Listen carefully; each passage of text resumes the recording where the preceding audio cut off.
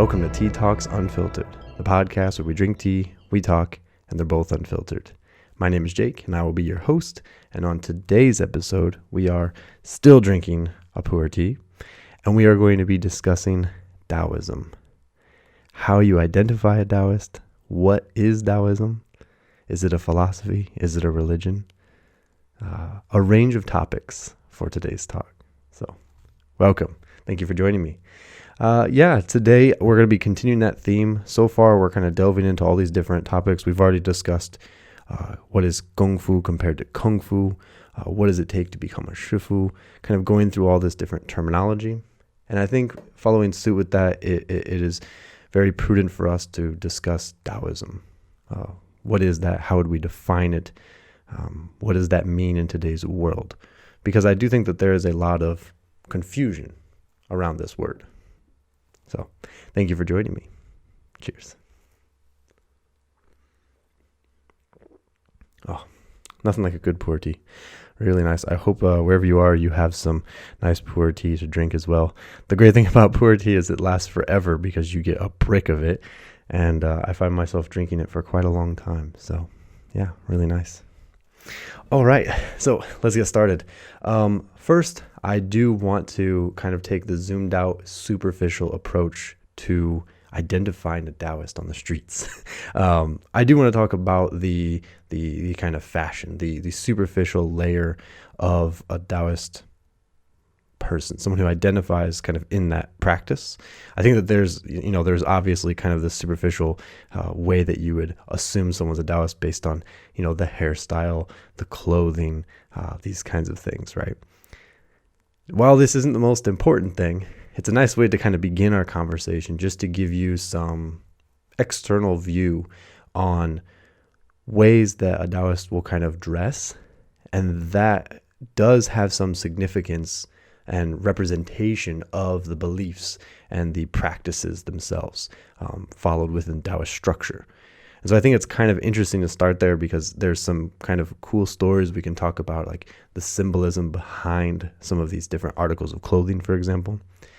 And that gives you kind of a window into some of the practices. So while it is very superficial and the clothes don't necessarily make the Daoist, they definitely do set you up with some nice general principles.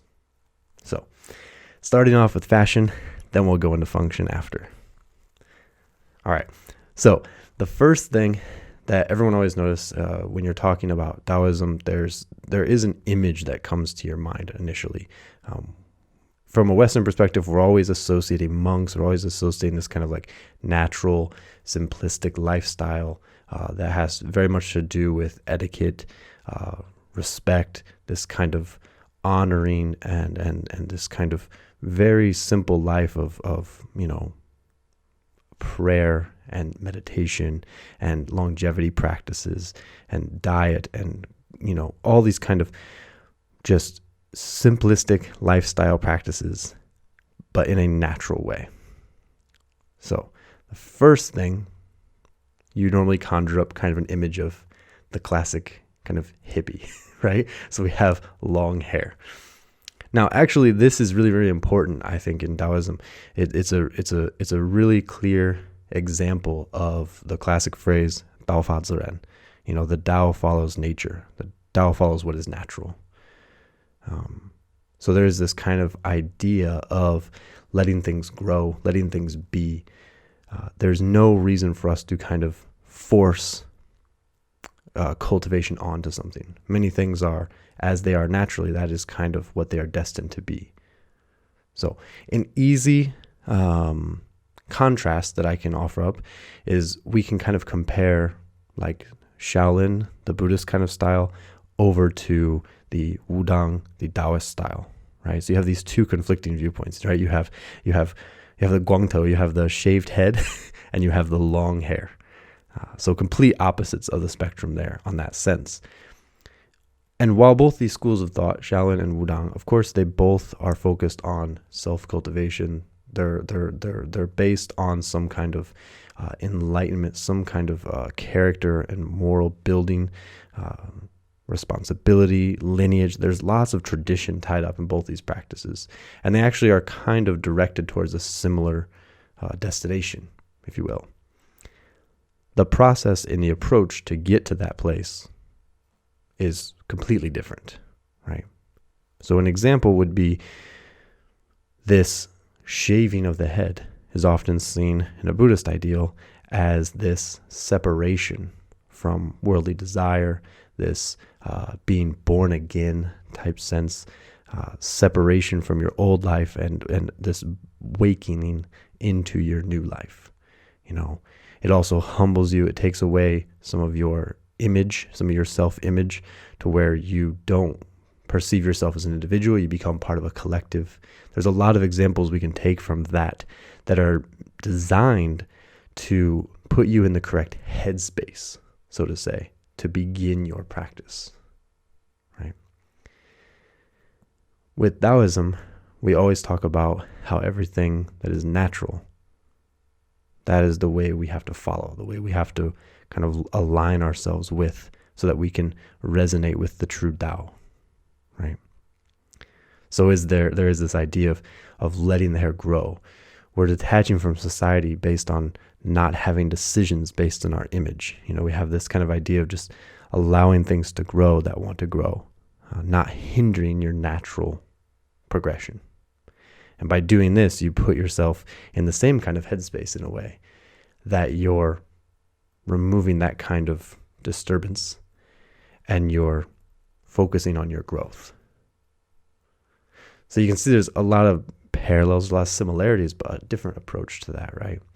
And I think that that's really nice because that allows you to just kind of start to resonate with the practice. It puts you into a certain path, you know, whether it's the Buddhist ideal of kind of creating you as this collective, creating you as this group, you know, losing your individual identity so that you become, you know, part of a whole.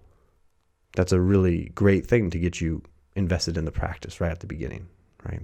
Again, it's not necessary, but there is this very closely attached worldview that comes with that experience, right? And with long hair, it's kind of that same principle in a different way. You know, we're allowing everything to grow. We're allowing the beard to grow out. We're allowing things to be unshaven, untrimmed in a way.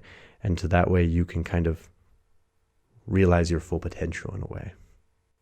Now, of course, it doesn't matter that much. And there is still like some cosmetics. People still cut their hair. They still trim. They still, you know, still take care of themselves in that way. But there is just kind of this kind of standard that's set in that way. So the typical Daoist monk grows their hair out. It's kind of a sign of their cultivation, the sign of their commitment to the temple, to the lineage in a way. That time is very apparent in how long the hair is, for example. One thing. While we're on the hair, the other really obvious indicator of a Daoist is, if you're on a video version, you can even see the Topknot, the Daoist Topknot. Now, this is actually really, really interesting. So there is some obvious function based on the Topknot, you know, just having long hair and also maintaining these specific practices central to Daoism, central to what we do, you know, the internal alchemy practices, the meditation, the training, Taiji, these things that coincide with the rituals and the practices at the temple in general. Of course, it's much easier to manage with your hair tied up, right? You imagine you live in the mountains, you don't have indoor plumbing, it's very cold and damp. It makes sense to kind of have your hair tied up so that way you can take care of it, you can manage it a little bit easier throughout the week. So of course there's some function tied into it, but there's actually a lot of symbolism tied up in the Topknot and kind of the representation, the metaphorical representation of what it is. So we can kind of go through it, and I'll describe it in case you're just listening to this. But if you're on the video podcast, you can see my Topknot. You know, you have the bun on the top of the head, you have the hairpin, and you have a ribbon that holds everything together. Okay?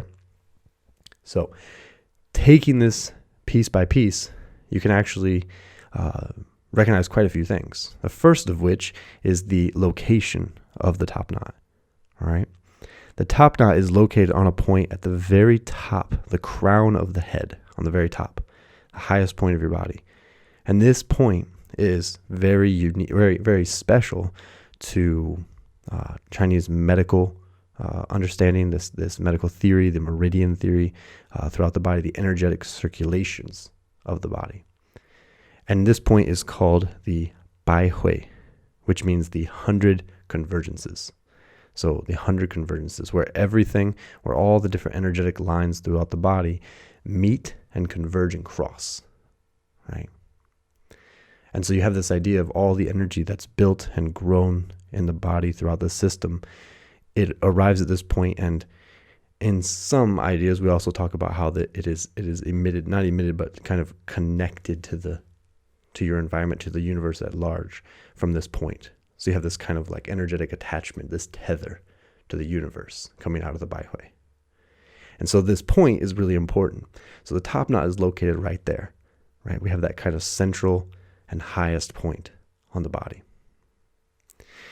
You can also see very quickly why when you have the ponytail, when you have that pulled up to that point, you have that kind of imagery already instilled into it. You have that pulling of the hair up to the Bai Hui, which is in turn kind of that idea of bringing the energy, bringing the qi up the body through the head into that point. So you have this kind of leading imagery, this visualization already kind of connected, right? Then second, once you have your ponytail and you split your hair, you split it into 2 halves and you wrap it around a hairpin, okay? By wrapping it around, this is the imagery of Taiji. So we split into 2 halves, left and right, a yang and a yin, the Taiji theory. So these 2 halves circle around opposite, depending on how you do it, you might do one at a time or both at the same time, but they go around from the back to the front, from the back to the front on either side, and they crisscross in opposite directions and wind up until they're nothing, and then they're bound together, right? So this is the idea of Taiji theory. This is yin and yang, transforming and wrapping around each other, complementing, assisting, and binding each other. And it also gives you the imagery of Taiji, yin and yang are not necessarily opposites, but they are complementary halves of a whole. And so you can see the balance. You can see that that's how the hair is like kind of tied together in a way, is those 2 forces connecting. So you have kind of a Taiji theory element attached to that as well. Now, after that, the hairpin we kind of just mentioned. Hairpin, if you're looking, I've got this wood kind of cloud one right now, but there's lots of different styles. There's steel ones, there's stone ones, there's wood ones, lots of different kinds, depending on the ornament of it. And I guess each one of those would probably have like a different idea attached to it. There's some that have dragons and phoenixes and deer antlers and different materials. And so all those might have a little bit of representation as well. But to keep it simple, we're really just talking about the hairpin. Actually, training for 5 years during the program, I think almost the entire time I used half a chopstick. So just the hairpin, okay? This is all we're really thinking about. The representation of this hairpin is actually really unique. Once you put the hairpin in and you have the hair wrapped around, you'll notice if you look at it from above that it it very, very closely resembles the ox's nose, with the hairpin being the needle, being the ring or the line that goes through the nose, the piercing of the ox. So if we take that visualization, put that to the side, we think about the classical texts of Daoism. Specifically, we're talking about the hallmark foundation text, the Tao Te Ching. Tao Te Ching is written by Lao Tzu, which just means your old master. Could be a pen name, could be a actual historical person. There's some questions there. We'll get to that a while later.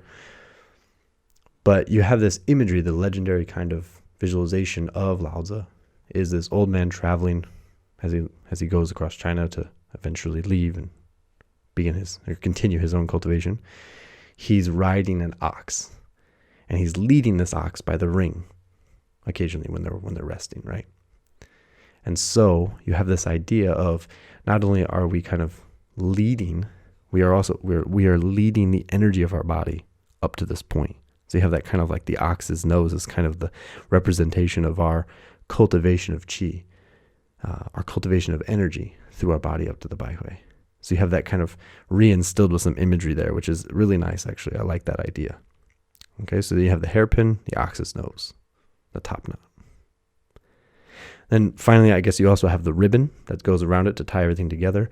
And that's just that two become one, everything becomes whole, everything returns to its source.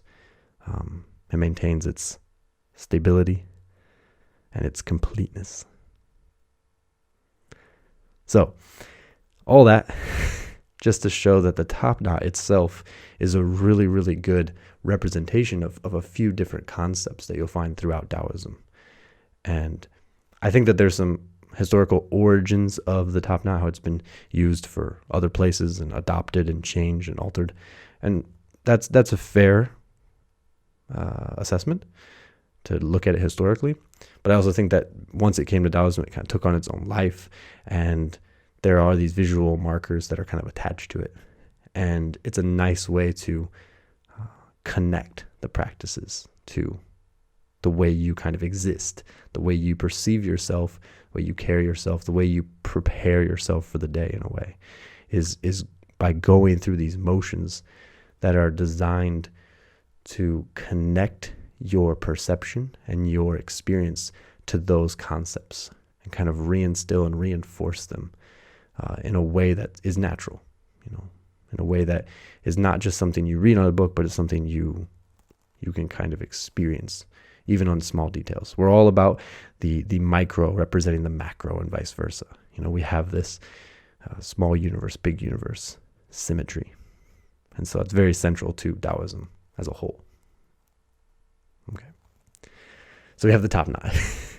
Then we have, the typical get up, always dressed up in the kung fu clothes, this kind of old traditional loose fitting styles. You've got robes. Typical colors of Daoism are blue and white. But you do have like ritual gowns that are yellows and purples and reds. You do have these kind of like more almost like royalty colors in China. There's a lot of representation and association based on those colors, but we're going to stick with just the typical blue and white. Okay, so you've got these robes, loose fitting clothes. Of course, you've got this kind of idea of self practice, of meditation, of these kind of health and longevity to immortality kind of practices. So there is kind of a big emphasis on creating comfort, creating mobility, creating this kind of image of free flowing and fluid. And so that's kind of represented in the cloth. We also have this kind of loose fitting clothing that represents that idea of being soft, being smooth, being able to adjust, right? It's a nice imagery to justify wearing kung fu clothes every single day. Right now, I think that this is actually like all of my clothes. My daughter was joking with me the other day. She says, look at all your training clothes. And I said, that's all the clothes I have now, especially after coming back and living here last 4 years now, since the last time I returned. And I don't own any other kind of pants. I don't own any other types of shirts, even all of them have been worn out, and I've just replaced them with training clothes. So this is the style. This is the daily look for me personally. But to talk about the robes, we also have, if anyone's noticed, we have the side slanted robes.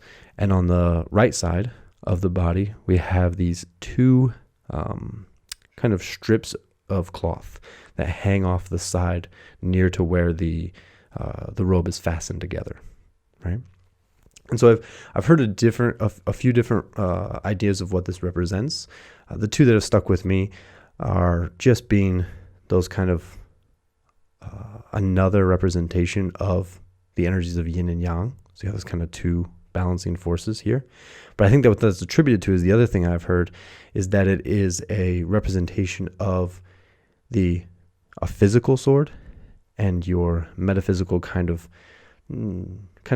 ritual sword, but like the sword that protects you from the underworld, the one that can cut through demons, the one that, you know, protects you from these bad energies, these stagnations that can happen in the body due to some kind of ghost, due to some kind of energy kind of possessing or disturbing you in some way. And so you have the regular sword for physical practice, and you have the peachwood sword. This is really interesting if you're really interested in kind of Daoist mythology and folklore and all of this these ritual practices that are very much part of Daoism.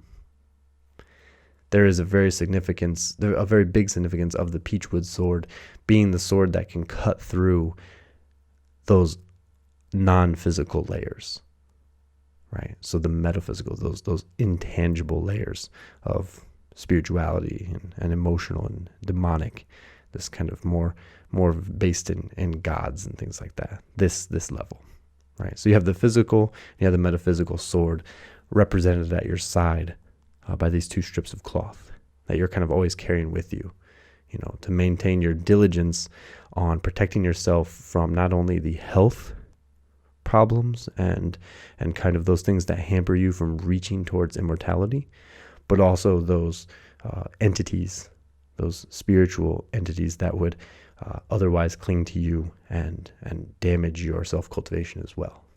So you protect yourself on both fronts. And I think that can also kind of be attributed to yin and yang.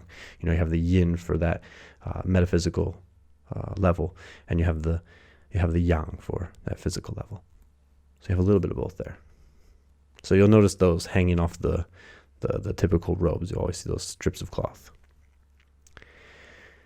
After that, as we go down, another article of clothing that is, you know, pretty prevalent, especially if you've seen the Daoist monks, if you're imagining that, or if you've seen photos, you always have these white socks, right, that go up, high socks, like right below the knee, just go over the loose-fitting pants, right? And so now we take a step back. Remember, the two basic colors is white and blue. So the robes are blue, socks are white. This instills a pretty important image of the Daoist monk, the kind of quintessential, kind of standard Daoist monk. And we get this white that represents the clouds and the blue that represents the sky. And so you have this idea of cloud walking, or this kind of, you know, living in the clouds, cloud wandering, this kind of idea to where their self-cultivation not just brings them to the location of the mountains where you're above the clouds, where you're close to reaching towards heaven, but it's also that representation of the self-cultivation, of the practice of kind of attempting to elevate yourself to a higher standard, to a higher level, one that is based in your kind of reaching towards the heavens. And so you have this kind of idea tied up in the imagery of the clothing as well. And there's also another practice of like cloud walking where, you know, Daoists travel from temple to temple to continue their own cultivation and practices and maybe seek out other masters once they're ordained in the lineage. And so you have another kind of concept tied into that as well, right? And then lastly, you have the shoes, the footwear. The most typical one is the black shoes you'll have these kind of white, like hollowed out sections. A lot of people think that it's actually see-through and you're seeing the sock underneath, but it's actually just a part of the shoe. There's like white half circles and then black on top. And this is kind of another representation of the balancing forces of yin and yang. You have that kind of yang trying to bubble up, and you have that yin kind of settling down over the top of the shoe. And this is also just kind of representative and just like the classic footwear for training as well. They're really thick rubber and they last forever. So they're really good for training as well. But you have that idea, like some of the function, you know, you can call it out pretty simply. You know, you have the socks to also keep the pants off the ground because everything's loose, to keep everything kind of clean and easily maintained. But you also have a lot of kind of symbolic representation in each article of clothing too. So that gives you like a little bit of a better idea of, you know, the stereotypical view of the monk, but also kind of what that represents and maybe a little bit of reason why this is the look. Okay. Now, all of that is very interesting, but once again, the cloth does not make the Daoist. This is more of a superficial kind of just standard, just something that's comfortable, more function and in practice and in what you're attempting to do. It doesn't really change your worldview into those things, right? So that doesn't really make a Daoist. That might be how you identify a Daoist. How we identify most people. We do, however much we want to say, don't judge a book by its cover. That is what we do. That's how you pick out books. That's how you decide what book or what movie to watch or read, is by the cover. So that's just to give you an idea of kind of the why. But again, it's not enough to give you the context of that person, of that practice. Right? It's more of a self practice. So for me personally, I typically wear the Topknot, especially here with training full time. It's just a lot more. It's a lot easier to adapt into training and continue and not be distracted by hair coming out and blah blah. But it's also just part of the standard that I've set for myself. Now, does that mean that you're a Daoist? Does that mean that this is the most important look? Or no, this is again kind of a choice in today's world. But it is kind of a way to align yourself with the practice if you so choose. Now, with all of that said, now we have to move into what actually does make a Daoist. What is Daoism? Because this is a subject that I think there is a lot of confusion around, for me as well. So I'm not a professional on the historic, happenings of everything that's happened with Daoism and the changes and the shifts in mindset and lineage and all these different details. I try to keep studied up on this, and I'm probably not going to be able to cover everything in this talk, but I do want to give you kind of a general outlook on why, at least, it's difficult to define Daoism. Okay? Because I think that this is an important kind of concept you have to begin with, is just because coming from a foreign perspective and viewing Daoism, it's very, very easy for us to take our structure that we're familiar with, the kind of format and formula that we find ourselves, the way that we learned about religion and philosophy and these kind of spiritual practices, and kind of taking that framework and kind of overlaying it on top of Daoism and other Asian practices as well. And that is a huge disservice to the heart of Daoism, because there are some things that do not fit the way that we have learned them, right? They are intrinsic, essential aspects of Daoism that if we choose to, for example, recognize it as a philosophy or a religion individually, we are kind of denying some of the key characteristics of how Daoism is actually practiced as a tradition throughout China, throughout history, and even now. There are a lot of reasons why this is difficult to describe what Daoism really is, because of the way that we learn, the way that we process information is very much influenced by the worldview that we carry with us from the West. Okay? And I'm speaking like you're definitely from a Western country from listening to this, which may not be true, but just for me personally, I'm speaking from a Western perspective. And so I know that these influences for me have been difficult to overcome. And I find myself still finding new things, still finding out that there was a bias that I didn't know I had. And so there is still that kind of learning curve that I think is being processed, right?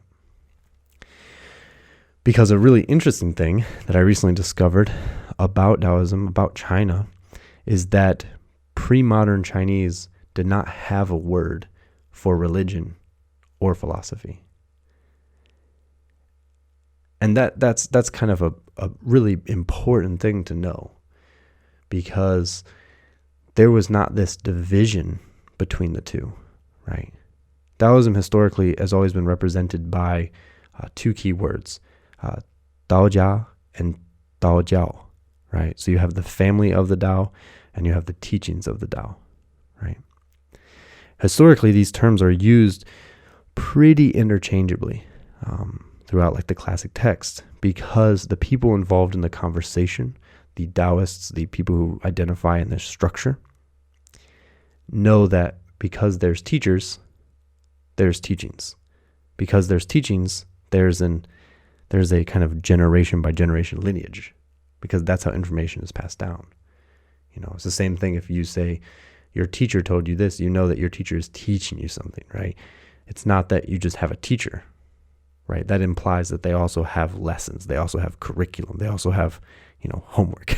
They also have this kind of structure, this relationship, right?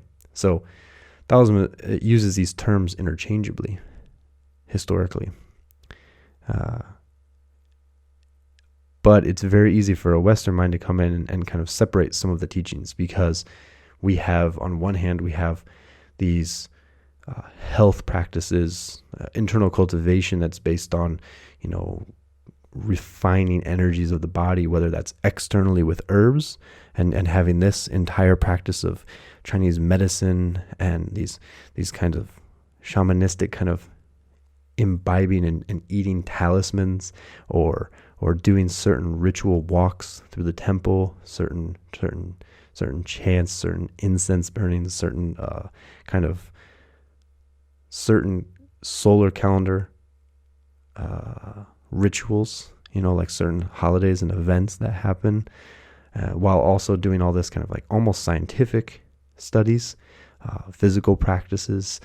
And it's very hard for a Western mind to kind of see that juxtaposition and think that it's different pieces, and that maybe some people only practice the philosophy, what we would deem philosophy, and maybe some other people practice this shamanistic ritual side of it, and that they're distinct from each other. Whereas in truth, they're not. It's very much that the person who's doing this herb study, this academic research, is also going home and doing rituals to clean their house of ghosts and honoring their family for the 3 months of the funeral rites and many, many things, right? So it's very hard to quantify something that big from a Western viewpoint.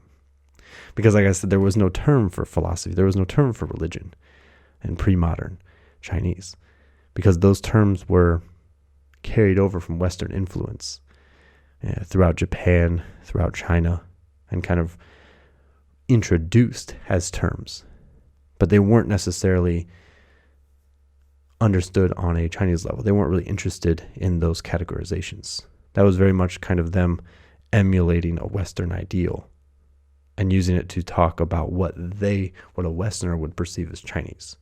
But within the Chinese system, within the Daoist system, there was never really this labeling, right?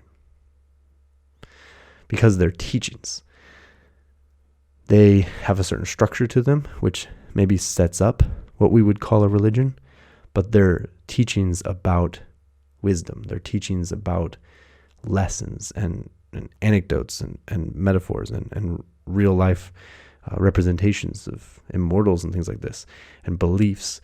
And they're all tied together in a way that's meant to build one's character and longevity and reputation and wealth and finance and crops and everything, right? Politics, it's involved in the entire fabric of society, to an individual all the way to a national level, to a world level, to a cosmic level.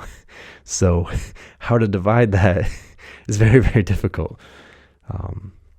And when you're translating these works, as was done when Westerners came to China, it was very easy to maybe see some texts and say, well, we're going to translate this text because it's more talking about philosophy.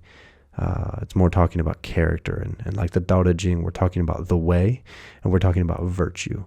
And so we're talking about how to like be a virtuous person and how to follow the natural path.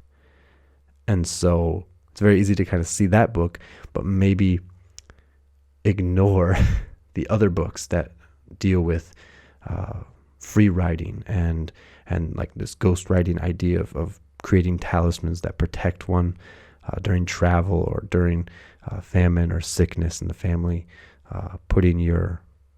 doing specific funeral rites, doing all these kinds of things. They're all tied together. So, so the early translators would pick and choose, and they would also translate in a certain language that would be readily identified and easily digested by a Western audience that has this stigma of philosophy and religion mixing together. Because from a Western viewpoint, philosophy is maybe a scientific approach to the mind, and religion is a spiritual approach to the mind. And they don't necessarily always mix, because we have very large influences of, kind of this Greek understanding. Daoism doesn't have those worries, right? So right off the beginning, just from understanding it and coming from different perspectives, we have a very significant barrier to overcome. Now, added to that, we also have a very big problem with Daoism within itself, within its own system, within China, because Daoism has a very, how would you say, a very varied history. There is a lot of influence and change and shifting and deviations of Daoism. To give examples, there's the obvious, there was no Daoism when the classics were invented. When the Tao Te Ching was written, it wasn't written by Daoists. This terminology, the following of these texts, came centuries later, when books like the Tao Te Ching, the Zhuangzi, the Neiya, the Internal Cultivation Classic, the Huainianzi, all these different books were kind of categorized as being of similar worldview and perspective. And now they're kind of collected and said, this is the Daoist thought, because all these books, they coordinate themselves and focus themselves around what is the Tao and how do we align ourselves with that natural way. And so they all kind of became connected. And there's a lot of debate on whether, which books come first, and that's a kind of a really big thing. Like if it's Zhuangzi comes before Tao Te Ching, because we have some similar kind of connection where the Zhuangzi specifically talks about the Tao Te Ching, but the Tao Te Ching never mentions the Zhuangzi. So we have like different historical backgrounds, but all of that just to say that all these books are collected and said, these are Daoist books. And then you have following. Then you have people who claim to be Daoists. But initially, there was no Daoist. It's kind of similar in Eastern religion. If there's Jesus, he wasn't a Christian. He didn't identify as any of these practices because that structure came after, right? That structure of following, that hierarchy was designed later. And so you have this issue right at the beginning, but you also have a lot of historical shifting of Daoism. You have ideals from those in power kind of molding the belief structure, the system, the hierarchy of Daoism. You have a very eclectic practice that combines other practices and other faiths, other temples are kind of incorporated into the Daoist thought. You have the influence of Buddhism as it comes over and is recognized as a very, very clear, a clearly structured system that is easy for people to become involved and engaged in as a society. And so you have Buddhism and Daoism kind of competing in some ways, to where Daoism starts to emulate aspects of Buddhism and incorporate certain ideals into the practice, or even to where they start to relate terminology so that way they can associate together, so that way they can maintain a following.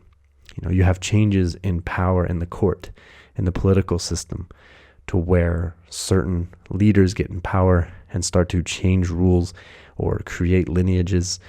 You have counter lineages that are designed against that to, offer a different kind of interpretation of these classics. So you have a very diverse history of Daoism trying to find its voice of what we see today, right? Compounded with invasion of the Mongols, where Buddhism is held up and Taoism is burned to the ground, to where many things are lost, to where Taoism comes back after the next dynasty comes up, but then to be lost again with the next government. And you have this turmoil that is non-stopping, like it's just never ending. Up until today, where you have restoration and you have more textbooks being discovered and cross-referenced, and there's lots of work put into it to kind of find that historical root of certain practices, and then quantify that with what has been passed down and transmitted, what's survived, and what is maybe changed and shifted with new interpretation. And so Taoism, on a lot of levels, is difficult to define, because it can't just be a religion. It's based off of texts initially that have a lot to do with wise teachings. They have a lot to do with just Daojiao, just teachings, how to be a good person, how to be a virtuous person, how to attain the way, how to follow the path, how to separate yourself from distraction and imbalance, and approach a better version of yourself for your family, for your community, for your nation. All of these things to grow a world that's more in tune with the Tao in an effortless action, right, over time, reaching towards longevity and immortality. All of these texts in the beginning have a lot to do with these themes.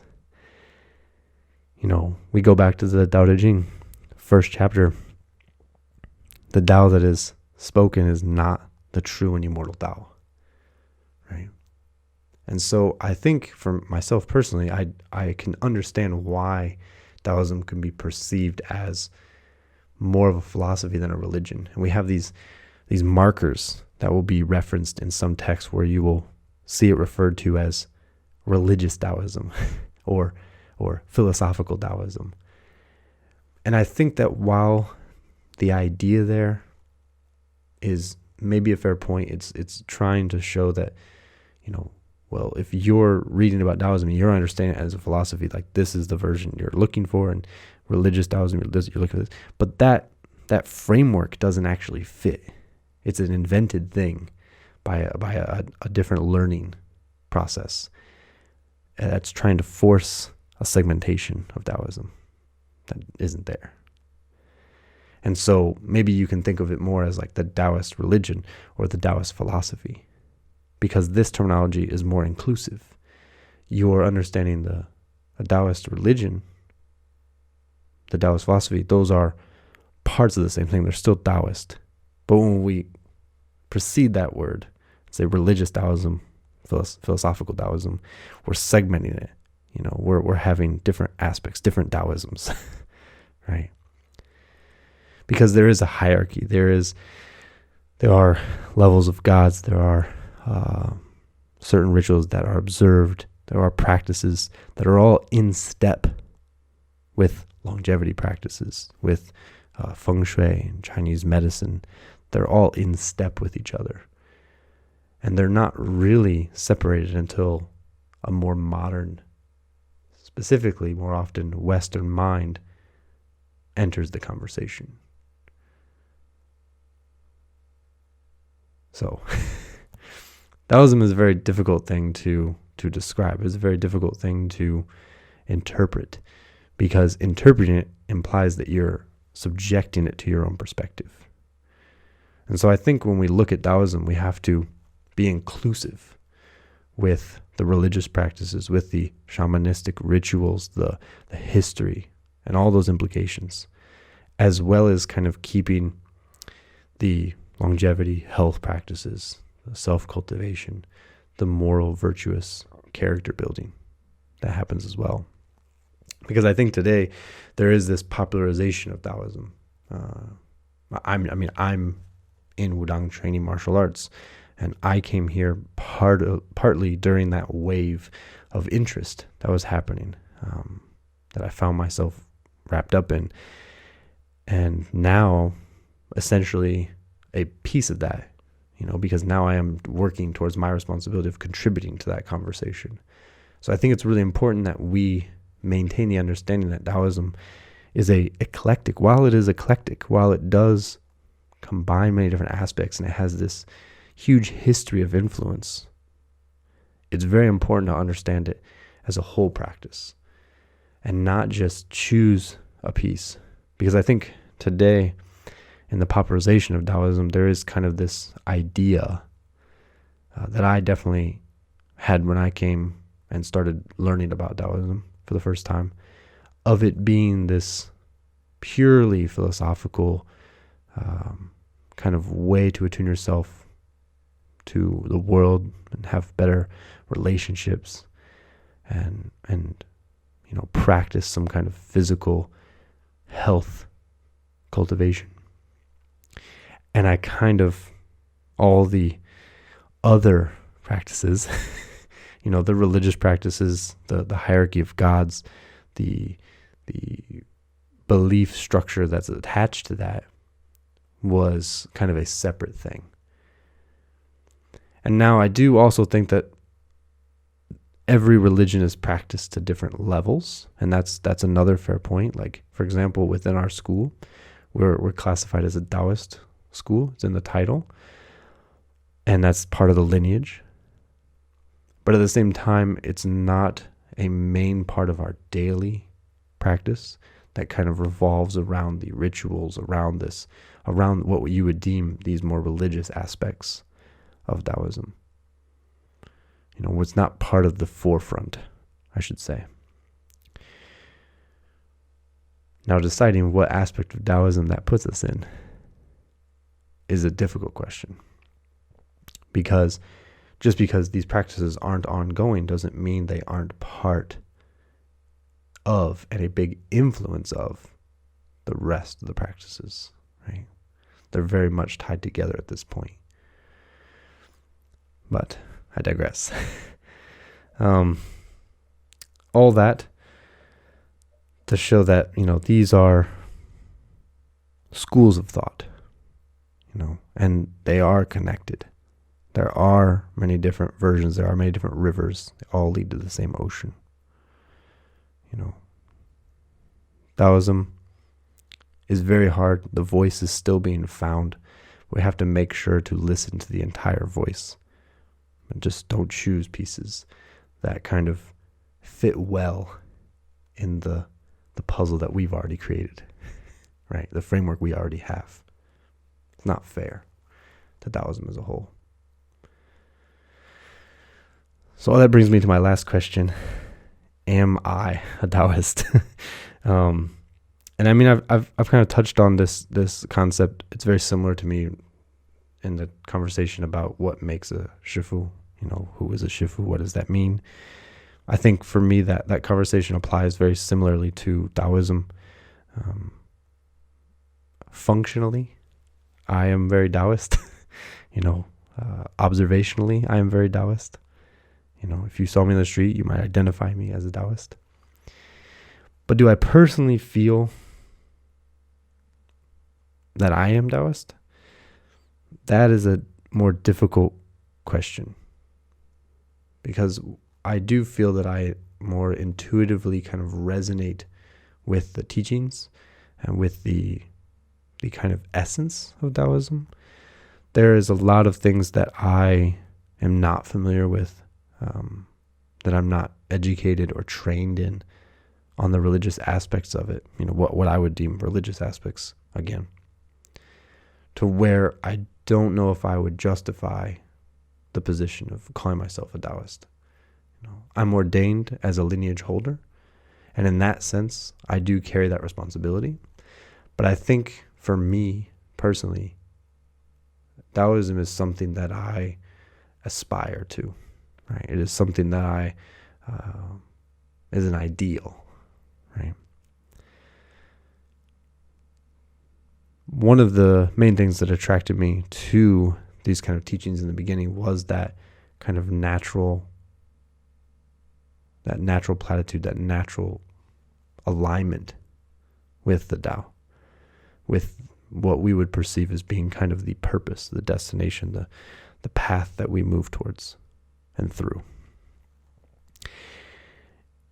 And I also really enjoy the aspect of Daoism not being a missionary practice. It's not something that is trying to convert people. I think that's one of the key kind of connotations that comes with the word religion, especially in a Western idea, is there is this almost assumed responsibility of the religion to convert people. And part of the practice is trying to get more people into the practice. And Daoism is not like that. Daoism is not something that is trying to persuade that worldview onto other people. And I think that is a really important piece of what draws me to it, because it's not trying to force the conversation forward. It's offering advice, it's offering wisdom, it's offering teachings. And those teachings, while interpreted quite a lot in different ways, they speak towards a certain thread. They speak towards a certain sensation, a certain intuitive sense that I feel that I resonate with.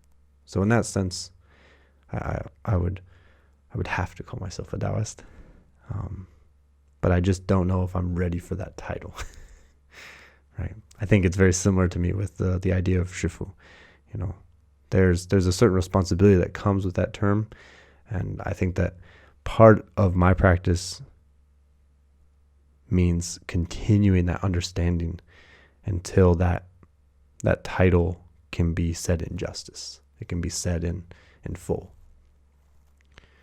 Because I think with all the confusion around something like Daoism, with all the historical implications and changes and kind of the ways it's absorbed pieces of other culture, I think that it's difficult to kind of claim a part of that without understanding the full context.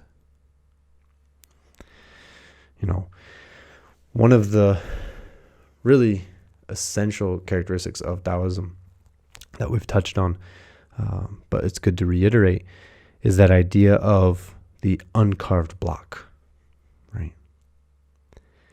And so in Confucian ideal, for example, the idea is all about taking something raw and molding it and carving it and changing it until it's something useful or something beautiful or something that fulfills its purpose, because your intention has been added to it, your hard work, your skill, you've honed it into something that's presentable or useful or beneficial to you and society as a whole, right? You have this carving process, right?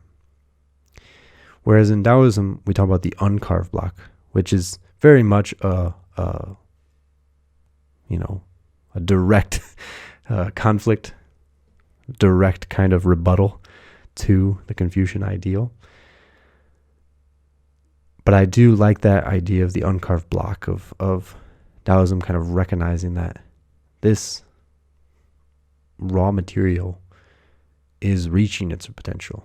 This is what everything is kind of put forward to create. And it is what it is. And that is perfect and pure and pristine in itself. And I think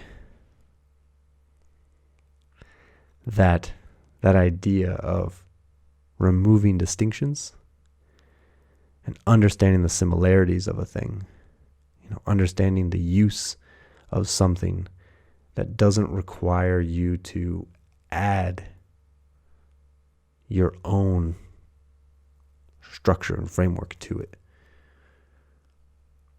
I think that essence is very true, and the more we put our focus and intent and our kind of, how would you say, the more we put our perception and change that thing, that raw material, the more we, force that to move and transform into something else, the more we actually distract ourselves from the true path. And so while sometimes I'm very interested in understanding a lot of these kind of cultural stories and impacts and changes and everything, sometimes removing those distinctions is even more important. And that's something that Daoism has always done. It's always lost interest with these names and distinctions. And the more these distinctions come up, the more these structures and influences happen, it's disturbing the true picture. So I think we need to remove the idea of religious Daoism and philosophical Daoism and remove these kind of identity markers and just be natural and approach some kind of pure understanding, that can happen through a simple practice. So I hope that you're motivated to get into that practice with me, to continue this story, to continue delving into these different practices and ideas, and hopefully understanding and recognizing that similar thread that is woven throughout. Because we can't really remove one part of Daoism, we can't really remove one part of training without shedding light on everything else and noticing the connections and the relationships and the associations. And the more we remove those layers and pull back everything, the more we'll see how similar everything really is and how unnecessary it is to force structure and framework and all of these predispositions that we bring to the conversation often end up diluting the water and, confusing us along the way. So we have to whisk away those webs. We have to whisk away all those doubts and disturbances and distractions so that way we can see what's truly there. So thank you for joining me for this tea talk.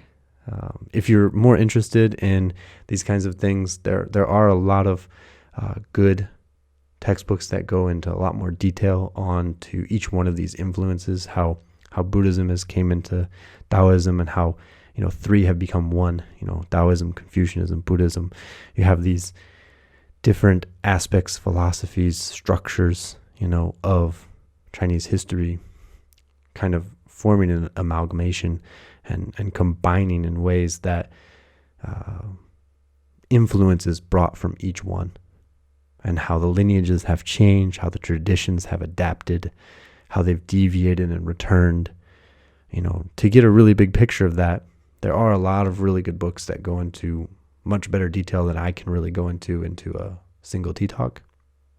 We'll keep progressing and picking out certain details, but if you're more interested in that kind of stuff, on my website, I do have a book club page.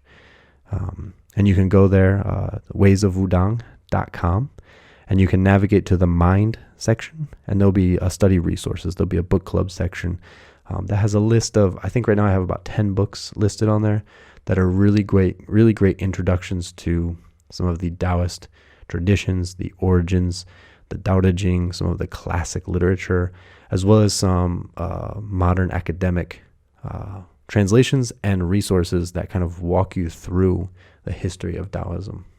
So there's some good resources there. You can also navigate over to the Discord channel where I share some other papers and information that resources that I come across online that are available, so you can also sign up there. So if you're interested in this kind of stuff, do join the conversation. I'm going to keep pulling out specific pieces of these practices and hopefully shedding light and illuminating them a little bit more, adding some of my own perspective as we go. So I hope you'll continue to join me for that.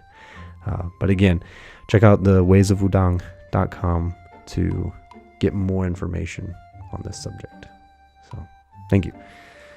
So with that, I hope you join me next time. We're going to keep pulling back all the layers and trying to decide, or trying to discover that thread.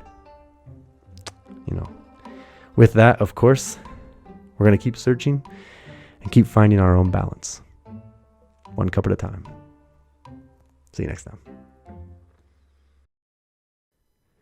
Thank you for tuning into today's episode. Subscribe and join me every Tuesday for new episode releases, also available wherever you get your podcasts. Support the Ways of Wudang through Patreon and get access to resources, classes, and more. Keep the conversation going with hashtag #TalksUnfiltered, or connect with me directly by joining the Ways of Wudang on Discord. Links are in the description. I'll talk with you next time for another cup of tea.